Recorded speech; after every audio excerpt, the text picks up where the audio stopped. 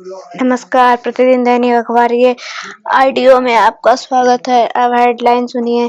19 माह में जल रहे मणिपुर में हालात कैसे सुधरेंगे? दैनिक भास्कर। रचनात्मक अर्थव्यवस्था का नेतृत्व करता भारत। दैनिक जागरण। देश की राजधानी का घुटता दम, बिजनेस स्टैंडर्ड, बुरे काम के बुरे नतीजे का पुराना सबक नहीं भूली हिंदुस्तान। आप संपादकीय विस्तार से। 19 माह से जल रहे मणिपुर की हालात कैसे सुधरेंगे? दैनिक भास्कर। संविधान निर्माताओं ने केंद्र सरकार के अनुच्छेद 356 के रूप में एक ब्रह्मास्त्र दिया ताकि जब राज्यों में संविधान असफल होता दिखे तो शासन अपने हाथ में लेकर केंद्र सामान्य स्थिति बहाल करे। स्थिति जानने के लिए केंद्र राज्यपाल का मोहताज ना रहे, इसलिए प्रावधान बनाया गया। अगर राष्ट्रपति राज्यपाल से रिपोर्ट होने पर या अन्यथा संतुष्ट हो किसी ऐसी स्थिति उत्पन्न हो गई कि राज्य का शासन या संविधान के उपबंधों के अनुसार नहीं चलाया जा सकता, यहाँ अन्यथा शब्द से केंद्र राज्य को स्थिति में सम्यक आकलन की निर्बाध छूट मिलती है। इसके ठीक पहले का प्रावधान अनुच्छेद 355 बताता है कि यह केंद्र का कर्तव्य है कि वह राज्य की आंतरिक संकट से निपटने में मदद करे। केंद्र मणिपुर में 19 माह में से जातिवाद संघर्ष से जल रहे लाखों लोगों के प्रति अपने कर्तव्य को समझे। मात्र अर्धसैनिक बल की 300 कंपनियां भेजना केंद्र के कर्तव्य की तिरस्सी नहीं है। मणिपुर में भाजपा के सीएम लगातार असफल हो रहे हैं। सहयोगी दल उनके खिलाफ केंद्र को लिख रहे हैं, फिर भी केंद्र का संज्ञान ना लेना चिंताजनक है। ऐसे संघर्ष में जन विश्वास जीतने और शांति बहाली के लिए निरंतर प्रशासनिक दृढ़ता और राजकीय सदस्यता की जरूरत होती है। केंद्र को राजनीतिक लाभ हानि भूलकर सीधे अनुच्छेद 356 के तहत शासन अपने हाथ में लेना चाहिए। रचनात्मक अर्थव्यवस्था का नेतृत्व करता भारत। दैनिक जागरण। अश्विनी वैष्णव लेखक, केंद्रीय सूचना एवं प्रसारण मंत्री। आप पूरी दुनिया में भारत के डिजिटल प्रतिनिधि हैं। आप वोकल फॉर लोकल के ब्रांड एडवेंस्टर हैं। इस साल के शुरू में प्रधानमंत्री नरेंद्र मोदी द्वारा प्रथम नेशनल क्रिएटर अवार्ड प्रदान करते समय ये कहे गए ये प्रेरक शब्द भारत की रचनात्मक अर्थव्यवस्था की परिवर्तनकारी भूमिका को उजागर करते हैं। आज हमारे रचनाकार केवल कहानीकार नहीं, वे राष्ट्र का निर्माण कर भारत की पहचान को आकार दे रहे हैं और वैश्विक स्तर पर इस क्षेत्र की गतिशीलता का प्रदर्शन कर रहे हैं। आज से गोवा में 55वां भारतीय अंतर्राष्ट्रीय फिल्म महोत्सव IFFI का आरंभ हो रहा है, जिसकी थीम युवा फिल्म निर्माता भविष्य है। अगले 8 दिनों में IFFI सैकड़ों फिल्मों के प्रदर्शन के साथ फिल्म क्षेत्र के दिग्गजों के साथ संवाद करेगा। इसमें वैश्विक सिनेमा के सर्वश्रेष्ठ प्रतिभाओं को सम्मानित किया जाएगा। वैश्विक और भारतीय सिनेमा उत्कृष्टता का यह संगम भारत की रचनात्मक अर्थव्यवस्था को नवाचार, रोजगार और सांस्कृतिक कूटनीति के एक केंद्र के रूप में व्यक्त करता है। भारत की रचनात्मक अर्थव्यवस्था $30 बिलियन के उद्योग के रूप में सामने आई है, जो सकल घरेलू उत्पाद में लगभग 2.5% का योगदान देती है और 8% कार्यबल को रोजगार प्रदान करती है। सिनेमा, गेमिंग, एनिमेशन, संगीत, प्रभावशाली मार्केटिंग और अन्य गतिविधियों को समाहित करने वाला यह क्षेत्र भारत के सांस्कृतिक परिदृश्य की जीवंतता को दर्शाता है। 3,375 करोड़ रुपए मूल्य वाले एक प्रभावशाली मार्केटिंग क्षेत्र को 2 लाख से अधिक पूर्णकालिक सामग्री निर्माताओं के साथ यह उद्योग भारत की वैश्विक आकांक्षाओं को आगे बढ़ाने वाली एक गतिशील शक्ति है। गुवाहाटी, कोच्चि और इंदौर आदि शहर रचनात्मक केंद्र बन रहे हैं, जो विकेंद्रीकृत रचनात्मक क्रांति को बढ़ावा दे रहे हैं। भारत के 110 करोड़ इंटरनेट उपयोगकर्ता और 70 करोड़ सोशल मीडिया उपयोगकर्ता रचनात्मक के इस लोकतंत्रीकरण को आगे बढ़ा रहे हैं। सोशल मीडिया प्लेटफॉर्म और OTT सेवाएं रचनाकारों को विश्व स्तर पर दर्शकों से सीधे जुड़ने की सक्षम बनाती हैं। क्षेत्रीय सामग्री और स्थानीय स्तर की कहानी कहने की प्रतिभा ने कथा को और विविधता प्रदान की है, जिससे भारत की रचनात्मक अर्थव्यवस्था वास्तव में समावेशी बन गई है। ये सभी कंटेंट क्रिएटर आर्थिक स्तर पर अभूतपूर्व सफलता प्राप्त कर रहे हैं। इनके 10 लाख से ज्यादा फॉलोअर्स हैं। ये प्रति माह 20,000 से 2.5 लाख रुपए तक का कमा रहे हैं। यह व्यवस्था आर्थिक रूप से लाभकारी और सांस्कृतिक अभिव्यक्ति और सामाजिक प्रभाव के लिए एक मंच भी है। रचनात्मक अर्थव्यवस्था का गहरा प्रभाव जो सकल घरेलू उत्पाद के विकास के आगे तक नहीं विस्तारित है। यह पर्यटन, आतिथ्य और प्रौद्योगिक सहित विभिन्न क्षेत्रों में सहायक उद्योगों को काफी प्रभावित करता है। इसके अलावा डिजिटल प्लेटफॉर्म उपेक्षित लोगों की आवाज भी मजबूती से उठाता है। यह सामाजिक समावेश, विविधता और सांस्कृतिक विकास के संरक्षण को भी समृद्ध करता है। कथ्य प्रस्तुत करने की कला द्वारा भारत ने बॉलीवुड से लेकर क्षेत्रीय सिनेमा तक अपनी वैश्विक साफ्ट पावर को मजबूती दी है, जो विश्व मंचन पर प्रचुर सांस्कृतिक भाव प्रदर्शित करता है। भारत की रचनात्मक अर्थव्यवस्था को वैश्विक मंच पर उच्च स्थान पर पहुंचाने के लिए सरकार 3 प्रमुख स्तंभों पर प्राथमिकता से ध्यान दे रही है: प्रतिभा संकलन और उनकी क्षमता बढ़ाना, सृजनकारों के लिए बुनियादी ढांचा सुदृढ़ करना और फिल्म कथ्य शिल्प को सशक्त बनाने की प्रक्रियाओं को सुव्यवस्थित करना।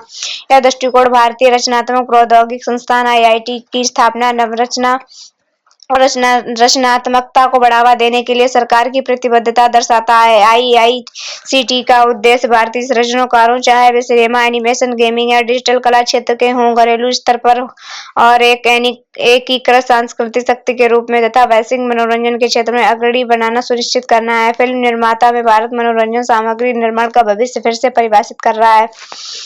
विश्व ऑडियो विजुअल एवं मनोरंजन शिखर सम्मेलन (बेप्स) देश को कंटेंट निर्माण और अनूठे विचार के साथ वैश्विक शक्ति के रूप में स्थापित करने की ऐतिहासिक पहल है। बेप्स ऐसा मंच है जहां सृजनकारी उद्योग के अग्रणी और नीति निर्माता ऑडियो विजुअल और मनोरंजन क्षेत्र के भविष्य को आकार देने के साथ मिले हैं। Create in India challenge Bharat की सृजनात्मक अर्थव्यवस्था क्रिएटर इकोनॉमी की संभावनाओं को उजागर करने के लिए डिजाइन की गई एक अग्रणी पहल है। बेप्स की तैयारी के हिस्से के रूप में शुरू की गई इन चुनौतियों का उद्देश्य एनिमेशन, गेमिंग, संगीत, OTT कंटेंट और इमर्सिव स्टोरी टेलिंग जैसे प्रमुख क्षेत्रों में प्रतिभाओं को प्रेरित एवं सशक्त बनाना है। जब हम आई में सिनेमाई प्रतिभा के इस 8 दिवसीय उत्सव की शुरुआत कर रहे हैं, तो संदेश स्पष्ट है कि भारत के रचनाकार वैश्विक रचनाकार अर्थव्यवस्था का नेतृत्व करने के लिए तैयार हैं। भारत सरकार नीतिगत सुधारों, बुनियादी ढांचे के विकास और नवाचार के लिए प्रोत्साहन के माध्यम से इस क्षेत्र का समर्थन करने के लिए पूरी तरह प्रतिबद्ध है।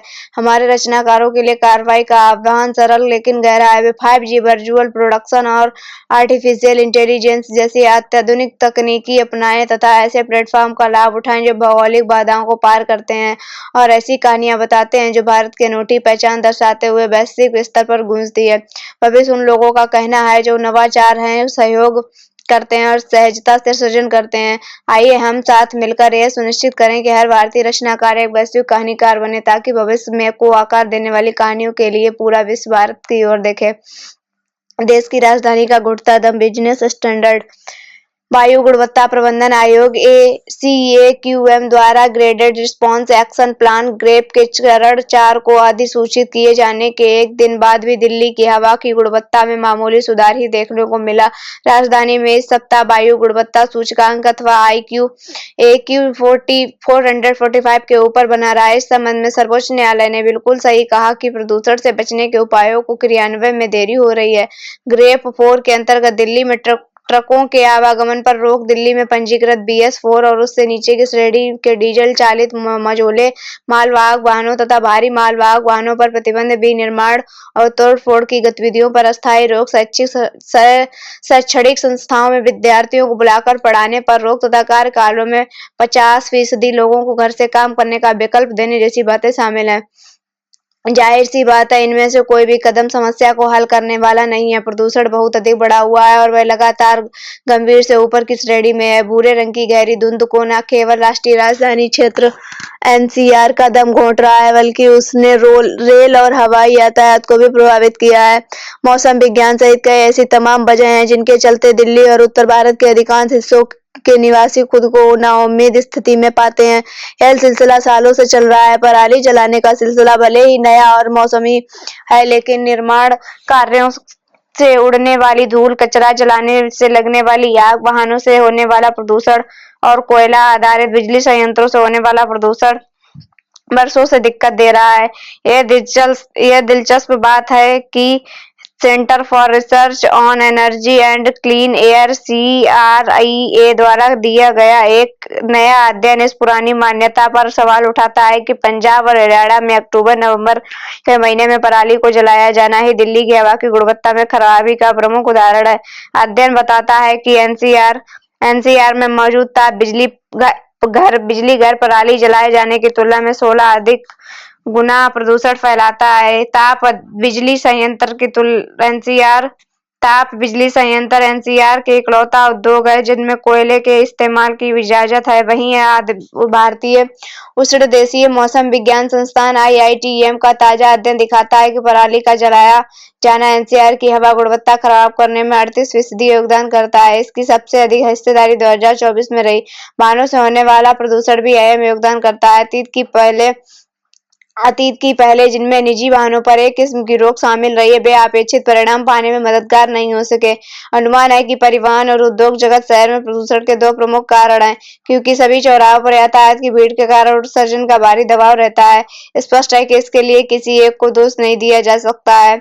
दीर्घकालिक हल की अनुपस्थिति में प्रतिबंधात्मक उपाय, मसलन निर्माण कार्यों पर रोक आदि के सीमित लाभ होंगे, जबकि ऐसे कदम निर्माण श्रमिकों की आजीविका पर असर डालेंगे जो पहले ही कई हफ्तों तक बेरोजगार रहते हैं। बहरहाल इसका प्रभाव केवल सबसे वंचित वर्ग तक सीमित नहीं रहेगा। खराब हवा के कारण उत्पन्न जन स्वास्थ्य संबंधी समस्याएं लंबी अवधि के दौरान आर्थिक प्रभाव भी डालेंगी।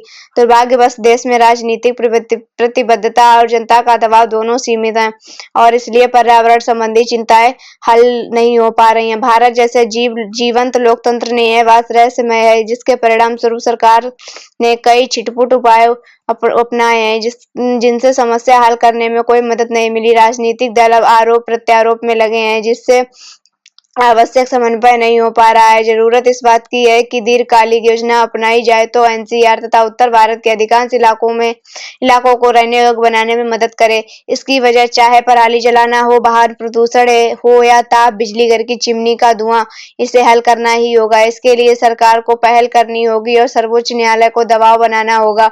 इसके साथ ही सिविल सोसाइटी के प्रभावशाली नागरिकों को इसकी प्रगति पर निगाह रखनी होगी। अल्पावधि और के आर्थिक हितों को आम नागरिकों के जीवन जीने की बुनियादी अधिकारों पर भारी नहीं पड़ने देना चाहिए। बुरे काम के बुरे नतीजों का पुराना सबक नहीं भूले। हिंदुस्तान। सुरेंद्र कुमार, पूर्व राजदूत। क्या शापित व्यक्ति शाप से बच सकता है? हालांकि यह साबित करने के लिए कोई निर्वात अनुभवजन्य अध्ययन नहीं है, पर कई मशहूर डॉक्टरों का मानना है कि जिन रोगियों को अच्छे संदेश मिलते हैं और जिनके लिए उनके रिश्तेदार दोष और प्रशंसा प्रार्थना करते हैं, वे तेजी से ठीक होते हैं। अनेक चिकित्सक भी दुआ के असर पर यकीन करते हैं। अक्सर याद किया जाता है कि 1982 में फिल्म कुली की शूटिंग के दौरान अमिताभ बच्चन बुरी तरह घायल हुए थे। बड़े डॉक्टर भी उनके पूर्ण स्वस्थ होने की गारंटी नहीं दे पा रहे थे। पूरे भारत में अमिताभ के प्रशंसकों ने उनके पूर्ण और शीघ्र स्वस्थ होने की प्रार्थना की। मंदिरों, मस्जिदों, गुरुद्वारों, मजारों और चर्चों में प्रार्थनाएं हुई। कमाल देखिए, अमिताभ बच्चन बच गए और 82 की उम्र में भी मजबूती से काम कर रहे हैं। बिना शक साबित होता है दुआओं में बहुत दम है। रामायण और महाभारत काल में विद्वान ऋषि मुनि के पास कोई सेना या टैंक या मिसाइल नहीं होती थी। वह पीड़ा पहुंचाने वालों को श्राप देते थे और श्राप के विनाशकारी प्रभाव से कोई बच नहीं पाता था। रामायण के बालकांड में दिलचस्प उदाहरण है कि ऋषि गौतम की अनुपस्थिति में उनकी पत्नी अहिल्या की सुंदरता से मोहित होकर भगवान इंद्र ने गौतम ऋषि का रूप धरकर गलत काम किया। जब गौतम ऋषि को बेविचार का पता चला तब इंद्र को श्राप मिला। इस ऋषि ने अहिल्या को पत्थर में बदल जाने का श्राप दे दिया। वर्षों बाद जब राम आए तभी अहिल्या का उद्धार हुआ। राजा दशरथ ने मरने से पहले कौशल्या को बताया था कि श्रवण कुमार ने उन्हें गलती से मार डाला था, तो उनके माता पिता ने उन्हें श्राप दिया था वह भी अपने बेटों को देखने के लिए तरसते मरेंगे। हम सभी भगवान कृष्ण की कथा जानते हैं। कौरवों की मां गांधारी ने कृष्ण को श्राप दिया था कि पूरा यादव वंश समाप्त हो जाएगा। कृष्ण स्वयं एक पेड़ के नीचे आराम करते समय एक शिकारी के प्रहार के बाद शरीर त्याग को विवश हुए थे। ध्यान रहे, मध्यकाल में संत कबीर ने असहायों पर अत्याचार न करने का उपदेश देते हुए डोटूक कहा था, दुर्बल को न सताइए, जाकी मोटी हाय मुंह डोर के चाम से लोहे भस्म हो जाए। लगभग हर धर्म कहता है असहाय को न सताइए, पर क्या होता है? यह एक खुला रहस्य है कि 1979 में पाकिस्तानी राष्ट्रपति जिया उल हक ने जुल्फिकार अली भुट्टो की जान बचाने के लिए भारतीय प्रधानमंत्री इंदिरा गांधी सहित विश्व के नेताओं की 30 से अधिक दया अपीलों को नजरअंदाज कर दिया था। उन्हें जरा भी एहसास नहीं हुआ था कि भुट्टो की फांसी के 10 साल बाद वह भी संदिग्ध हवाई दुर्घटना 17 अगस्त 1988 में छोटे छोटे टुकड़ों में उड़ जाएंगे और उनकी मौत भुट्टो से भी बदतर होगी। क्या अभिशाप और अभिशापित की की घटनाएं इजरायल हमास हिजबुल्लाह संपर्क में प्रतिबंधित हो सकती हैं। लंबे समय से चला आ रहा है इस संघर्ष में 20,000 से भी अधिक मासूम बच्चों ने अपनी जान गंवाई है और जीवित बचे लोगों का जीवन नरक से भी बदतर बीत रहा है। क्या संघर्ष के उस बड़े क्षेत्र में लोग मदद या प्रार्थना की गुहार नहीं लगा रहे हैं? क्या कहीं कोई सर्वोच्च शक्ति है जो देर सवेर गलत काम करने वालों को दंडित करेगी? ईश्वर या कुदरत की योजनाओं को कौन समझ सकता है? केवल समय बताएगा। गांधी जी कहते थे कि यदि आप अपनी आंखों के सामने अनियंत्रित हिंसा होते देखते हैं और इसका विरोध नहीं करते हैं तो सक्षम होने के बावजूद इसे रोकने के लिए कुछ नहीं करते हैं तो आप भी हिंसा के लिए समान रूप से दोषी हैं। अमेरिका और उसके पश्चिमी सहयोगी गाजा व लेबनान में फलस्तीनियों की सामूहिक हत्याओं को क्यों मूक दर्शक बने हुए हैं और मलबे के अंतहीन अंबार के बीच रोटी की तलाश में भूख से मर रहे गाजावासियों की दुर्दशा को क्यों प्रभावित नहीं है? इजरायली प्रधानमंत्री नेतन्याहू का कहना है वह हमास और हिजबुल्लाह को इजरायली के खिलाफ अपराधों के लिए दंडित कर रहे हैं, पर ऐसा करते हुए इजरायल के हाथों जो अपराध हो रहे हैं, क्या उनके लिए उन्हें सजा मिलनी चाहिए? धन्यवाद।